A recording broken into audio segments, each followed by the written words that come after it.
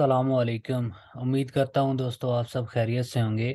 आज का हमारा टॉपिक है पैटी कैश। अच्छा, पैटी कैश एक small amount of fund mean के किसी कंपनी के पास एक फंड मौजूद होता है कैश की फॉर्म में, जिससे आप छोटे छोटे एक्सपेंसेस को इजीली पे कर सकते हो। फॉर एग्जांपल, एक कंपनी है, उस कंपनी में पैटी कैश का फंड मौजूद है एक कैश की फॉर्म में।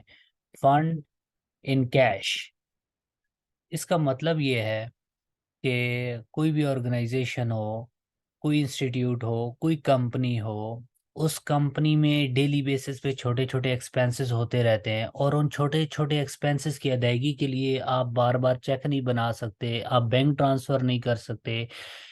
इसीलिए उन स्मॉल एक्सपेंसेस के लिए एक पेटी कैश का बजट बना दिया जाता है, कैश की फॉर्म में फंड को रख लिया जाता है, और किसी एक एम्प्लॉय की ड्यूटी लगा दी जाती है कि आपने पेटी कैश को मैनेज करना है। इसका मतलब ये है कि जो पर्सन, जो एम्प्लॉय पेटी कैश को मैनेज करेगा, उसको कैश की फॉर्म में कंपनी फंड इशू कर देती है। फॉर एग्जाम्पल, एक कंपनी में मिस्टर ए अकाउंटेंट है। अब अकाउंटेंट को कंपनी ने पैटी कैश इशू कर दी। फॉर एग्जांपल, पैटी कैश की अमाउंट है 10,000। अब मिस्टर ए को 10,000 कंपनी ने कैश इशू कर दिया। किस ऑब्जेक्टिव के लिए? पैटी एक्सपेंसेस के लिए। फॉर एग्जांपल, ऑफिस में अगर कोई स्टेशनरी परचेज करनी पड़ जाती है, कोई और ऑफिस सप्लाईज हैं, और डिफरेंट किचन एक्सपेंसेस हैं ऑफिस के। उसके अलावा किसी एम्प्लॉई ने कुछ परचेज़ किया, for example printer toner purchase कर लिया, या फिर एम्प्लॉई को कैलकुलेटर की ज़रूरत पड़ गई। अब एक कैलकुलेटर परचेज़ करने के लिए स्पेशल चेक राइट करने के बजाय बेटर है कि स्मॉल एक्सपेंस की पेमेंट पेटी कैश से कर दी जाए। और अगर आपको स्टेशनरी कोई और स्टेशनरी परचेज़ करनी पड़ गई, जैसे प्रिंटिंग पेपर आपको ज़रूरत पड़ गए, और वो परचेज़ करने के लिए आप पेटी कैश में से अमाउंट ले सकते हो और वो परचेज़ कर सकते हो। अच्छा, जो भी पेटी कैश को मैनेज करेगा, फॉर एग्जांपल मिस्टर ए है, मिस्टर ए के पास 10,000 पेटी कैश आ गई। अच्छा, इस पेटी कैश को समझाने के साथ-साथ मैं इसकी जो एंट्रियाँ हैं, वो एंट्रियाँ भी आपको मैं बता देता हूँ। फॉर एग्जांपल, जो पेटी कैश है, सबसे पहले आप ये जान लें कि पेटी कैश के अकाउंट की जो टाइप है, ये करंट एसेट है। बहुत सारे स्टूडेंट्स या फिर कोई न्यू जो कंपनी ज्वाइन करते हैं, फ्रेशर होते हैं, वो कंफ्यूज हो जाते हैं कि पेटी कैश क्या है, करंट एसेट है, करंट लायबिलिटी है, या एक्सपेंस है। क्योंकि पेटी कैश के साथ मोस्टली पेटी एक्सपेंसेस का नाम लिया जाता है, तो कंफ्यूज हो जाते हैं फ्रेशर्स। इसीलिए आपने ये माइंड में बात रखनी है कि पेटी कैश जो है, ये करंट एसेट है। ठीक है। फॉर एग्जांपल, बैंक से पैसा लेके मिस्टर ए को दे दिया, मिस्टर ए के पास पेटी कैश है, तो हमारे पास मिस्टर ए का अकाउंट क्रिएट हो गया, पेटी कैश मिस्टर ए के पास 10,000 पेटी कैश है। जब कंपनी मिस्टर ए को 10,000 पेटी कैश इशू करेगी, तो किस तरह से हम रिकॉर्डिंग करेंगे? पेटी cash mister mister A account debit 10,000 and bank credit 10,000। Mean company ने बैंक में से 10,000 मिस्टर ए को इशू कर दिए। अब मिस्टर ए के पास 10,000 आ गए। अब मिस्टर ए ने पेटी कैश को मैनेज करना है। फॉर एग्जांपल, मिस्टर ए अपने पास एक्सेल में एक फॉर्मेट बना लेता है पेटी कैश को मैनेज करने के लिए। Petty cash petty cash details, for example serial number, date, description, descriptions, received payment and balance. आप ये फॉर्मेट अपनी मर्जी से डिज़ाइन कर सकते हैं, कोई कंपलसरी नहीं है कि आपने सेम इसी तरह का फॉर्मेट यूज़ करना है। ये तो बहुत आसान सा मैं बना रहा हूँ ताकि आपको इजीली समझ आ जाए। अच्छा, फॉर एग्जांपल ये फॉर्मेट हमने बना लिया पेटी कैश मैनेज करने के लिए।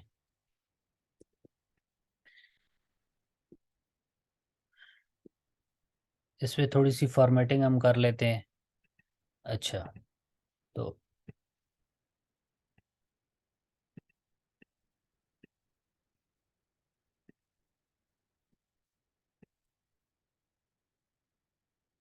ठीक हो गया।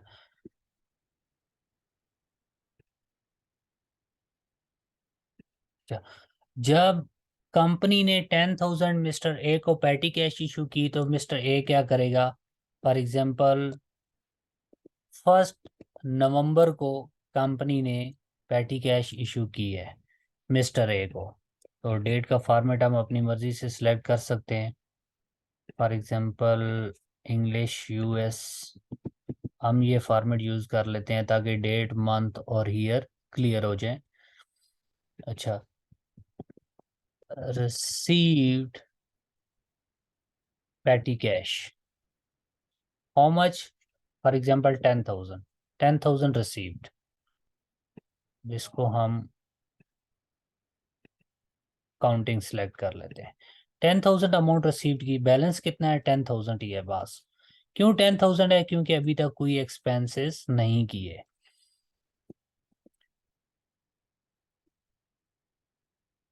ठीक है, अब मिस्टर ए क्या करेगा? डेली बेसिस पे जो भी एक्सपेंसेस होंगे, फॉर एग्जांपल कंपनी में ऑफिस में मोर देन 10 एम्प्लॉयज़ हैं, हर एम्प्लॉय डेली बेसिस पे स्मॉल स्मॉल एक्सपेंसेस करता है, उसे कोई चीज़ ज़रूरत पड़ती है तो वो पेटी कैश में से अमाउंट लेता है, वो प्रोडक्ट परचेज कर लेता है। फॉर एग्जांपल किसी ने स्टेशनरी परचेज की, एक एचआर डिपार्टमेंट ने कुछ स्टेशनरी परचेज की। जब वो स्टेशनरी परचेज करेगा, परचेज करने से पहले अकाउंटेंट से आके कुछ अमाउंट ले लेगा ताकि वो जाके परचेज कर ले। अकाउंटेंट अपने पास रिकॉर्ड कर सकता है कि किसको अकाउंटेंट ने एडवांस अमाउंट इशू की है। और उसके बाद जब एचआर आके या कोई और एम्प्लॉई है वो आके इनवाइस देता है कि मैंने ये स्टेशनरी परचेज की है, फॉर एग्जांपल 200 की, 200 की स्टेशनरी परचेज की है on same date, for example 1 जनवरी को। आप यहाँ पे आइटम का नेम लिख सकते हैं कि क्या आइटम परचेज किया है। जो आइटम कोई भी परचेज करेगा वो डिस्क्रिप्शन में आप मेंशन कर दें। और 200 की उसने परचेज किया स्टेशनरी, अब 200 पे कर दिया। 200 जब पे किया तो पीछे कैश कितना रह गया? अकाउंटेंट के पास 9,800 कैश रह गया। उसके बाद फॉर एग्जांपल 12 जनवरी को, 12 जनवरी को कोई और एक्सपेंस हो जाता है। For example printer toner purchase कर लेते हैं आप, प्रिंटर टोनर। तो कितने का परचेज कर लिया? फॉर एग्जांपल आपने 150 का परचेज कर लिया, या फिर आपने 450 का परचेज कर लिया। फॉर एग्जांपल 450 का आपने परचेज किया, आपके पास इनवाइस आ गई। आप यहाँ पे एक सीरियल नंबर देना शुरू कर दें इनवाइसेस को। एक तो इनवाइस नंबर भी यहाँ पे आप इंटर कर सकते हैं, एक और कॉलम ऐड करके यहाँ पे इनवाइस नंबर, आप यहाँ पे इनवाइस नंबर भी इंटर कर सकते हैं। इनवाइस नंबर जो भी आप यहाँ पे इंटर करें। अच्छा, इसकी टाइप मैंने डेट सेलेक्ट की हुई है, इसको मैं जनरल कर देता हूँ। ठीक है, यहाँ पे चेक के थ्रू अमाउंट रिसीव किया तो चेक नंबर लिख देंगे। अच्छा, ये इनवाइस नंबर है स्टेशनरी एक्सपेंस की, और ये प्रिंटर का टोनर जो परचेज किया है उसका इनवाइस नंबर है। ठीक है, फॉर एग्जांपल कोई और ऐसा एक्सपेंस हो जाता है जिसके हमारे पास कोई इनवाइस नहीं होती। जैसे एक एम्प्लॉई है, उसने अगर कोई ओवर टाइम लगाया है किसी एक दिन, तो उसको पेटी कैश में से पेमेंट कर दी जाती है। या फिर हम किसी ऐसे पर्सन को हायर कर लेते हैं, ऑफिस में कोई काम कराना होता है, कोई भी छोटा काम कराना हो तो हम किसी को हायर कर लेते हैं, वो आता है 1 घंटा या 2 घंटे काम करता है, उसके बाद चला जाता है। उसके पास कोई इनवाइस नहीं होती, कोई रिसीट नहीं होती, लेबर वर्क करने वाले होते हैं। तो उससे क्या होता है कि कंपनी के पास कोई वोचर बुक होती है, कंपनी में वहाँ पे वोचर बना के इस पेटी कैश के साथ अटैच कर दिया जाता है। और जो अप्रूवल होता है, जैसे कंपनी का कोई जीएम है या कोई और ऐसा सीनियर एम्प्लॉय है जिसके पास अथॉरिटी है कि वो इन एक्सपेंसेस को अप्रूव कर सके, वो उसको अप्रूव कर देता है। तो वो आप इसके साथ अटैच कर देते हैं। फॉर एग्जांपल आप कह सकते हैं कि maintenance expenses, for example maintenance maintenance expenses, maintenance आपने 500 की मेंटेनेंस कराई है, तो आपके पास रिमेनिंग कितना बैलेंस रह गया? 8850। इसके बाद नेक्स्ट डेट को आपको फिर स्टेशनरी की ज़रूरत पड़ गई, तो आपने स्टेशनरी अगेन परचेज कर ली। ये आपके पास इनवाइस नंबर है। स्टेशनरी आपने परचेज की फॉर एग्जांपल 413 की, तो आपके पास रिमेनिंग बैलेंस रह गया 8437। इसके बाद अगेन आपने किसी एम्प्लॉय को कन्विंस अलाउंस दे दिया, वो उसको कंपनी ने किसी काम के लिए दूसरी जगह भेजा, तो उसकी जो ट्रैवलिंग कास्ट है उसके बदले में उसे कुछ कंपनी ने ट्रैवलिंग अलाउंस इशू कर दिया। तो आप यहाँ पे लिखेंगे कन्विंस अलाउंस, आगे आप एम्प्लॉय का नाम भी लिख सकते हैं जिस एम्प्लॉय को दिया है। तो यहाँ पे हम सीरियल नंबर मेंशन कर रहे हैं स्टार्टिंग में, मैं बाद में आपको बताऊंगा कि इस सीरियल नंबर का एडवांटेज क्या है। ठीक है, एक तो आपको पता चल जाता है कि नंबर ऑफ इनवाइसेस कितनी है। उसके अलावा अगर आपको सीरियलाइज करना हो इनवाइसेस को, तो तब भी आपको आसानी होती है, जिससे वेरिफिकेशन के टाइम पे आपका टाइम सेव होता है और आप इजीली वेरीफाई कर सकते हैं। फॉर एग्जांपल ये आपने 900 पे किया, ठीक है। इसके अलावा और कोई मिससेलेनियस एक्सपेंसेस हैं जो आपने पे किए, डिफरेंट इनवाइसेस आपकी आई हैं, ठीक है। मिससेलेनियस एक्सपेंसेस फॉर एग्जांपल ये 7800 के। अब इसको मैं कर देता हूँ फॉर एग्जांपल 6000। ओके, अब रिमेनिंग बैलेंस 1537 रह गया।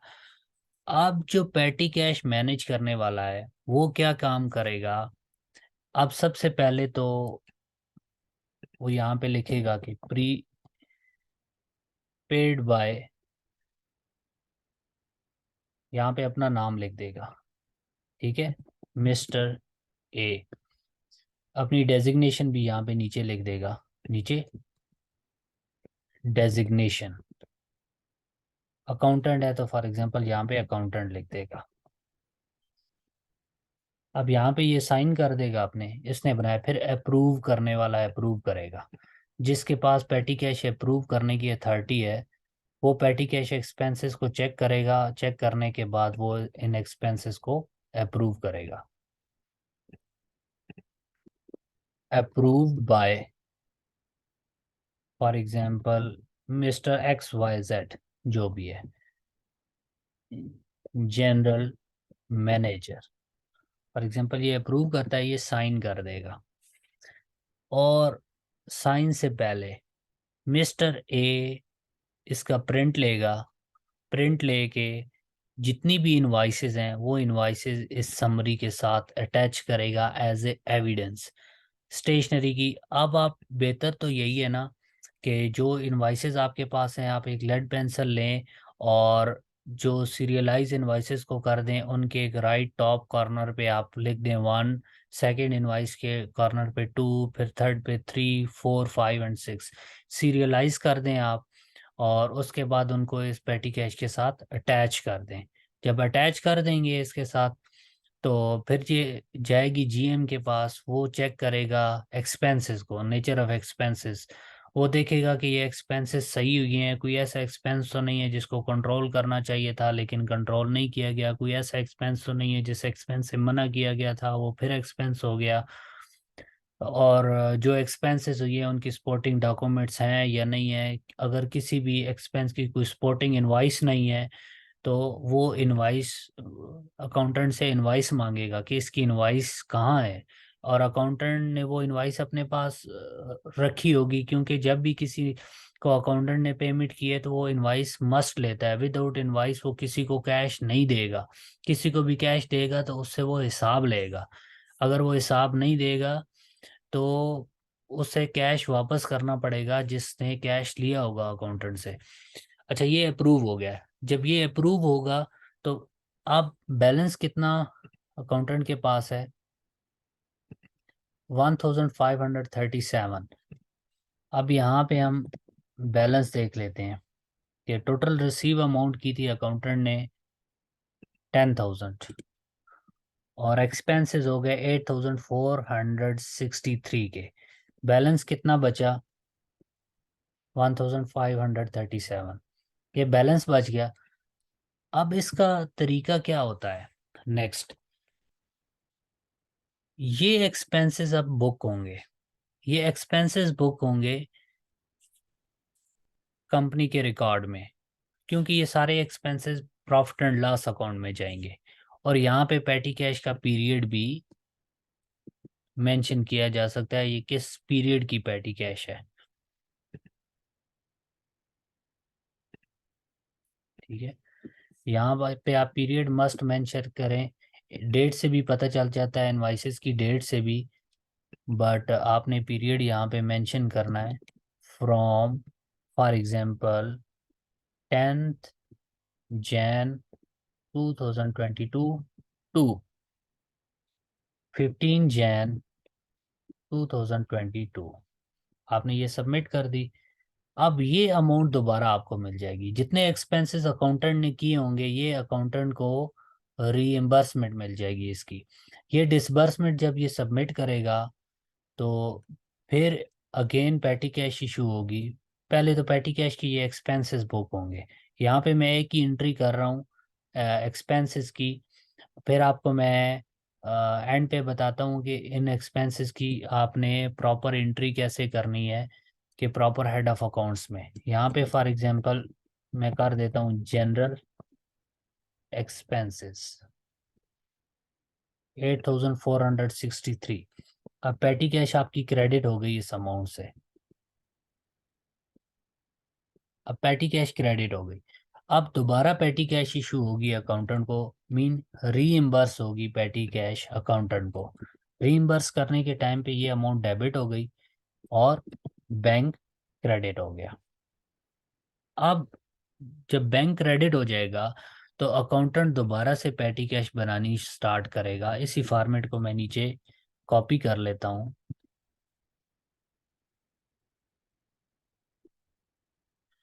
अब दोबारा पैटी कैश स्टार्ट करेगा कहाँ से? 16 Jan से onward. For example 31st Jan तक बनाता है ये। तो इसके पास ओपनिंग बैलेंस कितना था 16 Jan को? ये डेटा हम डिलीट कर देते हैं यहाँ से। Opening balance 1537। reimbursed how much? 8,463। अब बैलेंस इसके पास पहले कितना था opening? Opening balance plus received minus payments. अब अगेन 10,000 इसके पास हो गया। अगेन ये कंटिन्यू कर देगा कि जो एक्सपेंसेस होंगे उनकी इनवाइसेस रिसीव करेगा, वो इनवाइसेस यहाँ पे अपने पास इंटर करेगा और डेटा मेंटेन करेगा।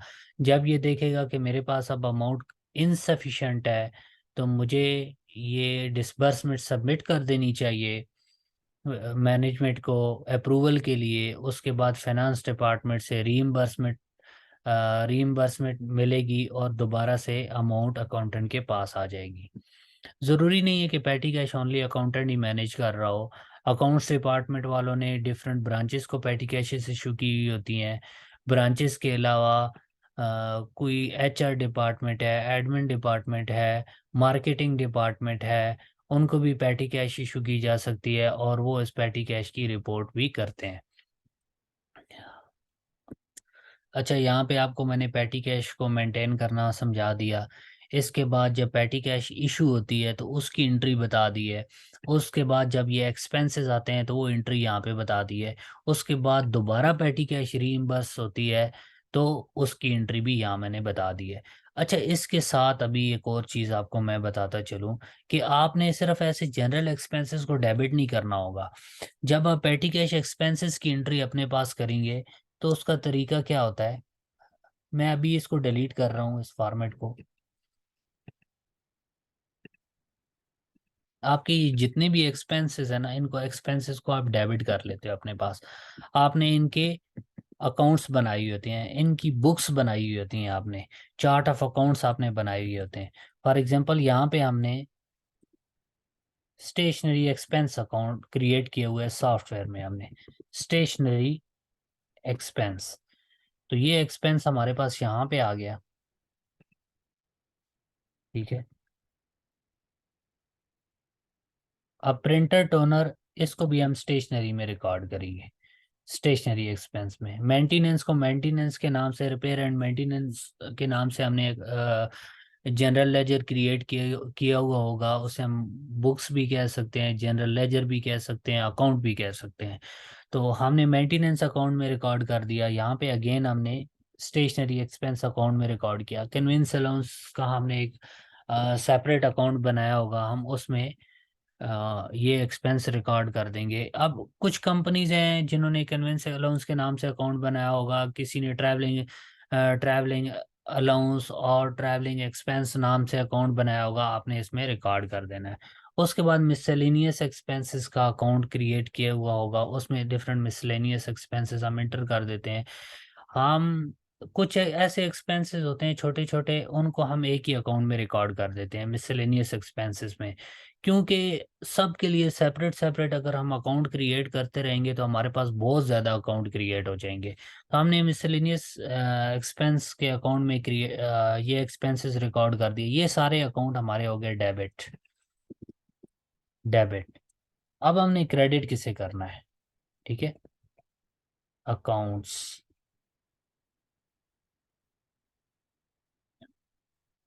अब यहाँ पे हम क्रेडिट करेंगे पैटी कैश मिस्टर ए।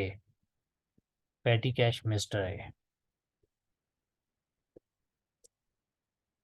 ठीक है, एक्सपेंसेस डेबिट हो गए और पैटी कैश हमारे पास क्रेडिट हो गई।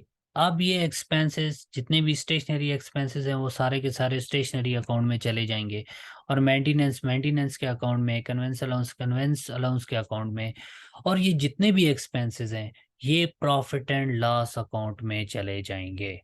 ये हम ट्रांजैक्शन जनवरी में बुक करेंगे। ये जितने भी एक्सपेंसेस हैं जैन में हम बुक करेंगे क्योंकि ये एक्सपेंसेस जैन में हुई है।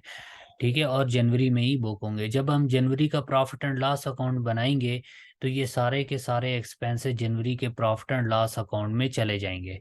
और ये जो पैटी कैश का अकाउंट है, ये पैटी कैश का अकाउंट बैलेंस शीट में शो होगा। जब भी इंक्रीज होगा तो ये पैटी कैश का के अकाउंट की अमाउंट बैलेंस शीट में इंक्रीज होगी। जब भी डिक्रीज होगी तो ये बैलेंस शीट में ये शो होगी। ठीक है, तो ये एक्सपेंसेस जितने भी है वो बैलेंस शीट में जाते हैं और जितने भी एसेट्स, करंट एसेट है, ये अब करंट एसेट है, इसका बैलेंस अपडेट होगा बैलेंस शीट में। अच्छा, ये तो हमारा आज का था टॉपिक। और इसमें अगर किसी को कोई चीज़ समझ नहीं आती है, किसी का कोई क्वेश्चन है, तो मैं आपको कमेंट में ज़रूर आंसर करूँगा। आपने मुझे कमेंट कर देना है। इसके अलावा कोई और अकाउंटेंट से रिलेटेड आपकी क्यूरी है कोई, तो आप ज़रूर मुझे कमेंट करें। मैं वहाँ पे आपको आंसर करूँगा, उसकी वीडियो भी बना के अपलोड करूँगा। और अगर मज़ीद आप पेटी कैश को समझना चाहते हैं तो इससे रिलेटेड कोई भी आपका क्वेश्चन हुआ तो आपने मुझे बताना है। ताकि मुझे पता चले, उस हिसाब से मैं एक और न्यू वीडियो बना के अपलोड कर दूं, ताकि आपके लिए आसानी हो और आप सीख सकें। तो इस तरह की इंफॉर्मेटिव वीडियोस के लिए हमारे साथ जुड़े रहिए। आपने अगर चैनल अभी तक सब्सक्राइब नहीं किया तो सब्सक्राइब करें और बेल आइकन को प्रेस कर दें, ताकि आने वाली वीडियोस आपको टाइम टू टाइम मिलती रहे। Thank you.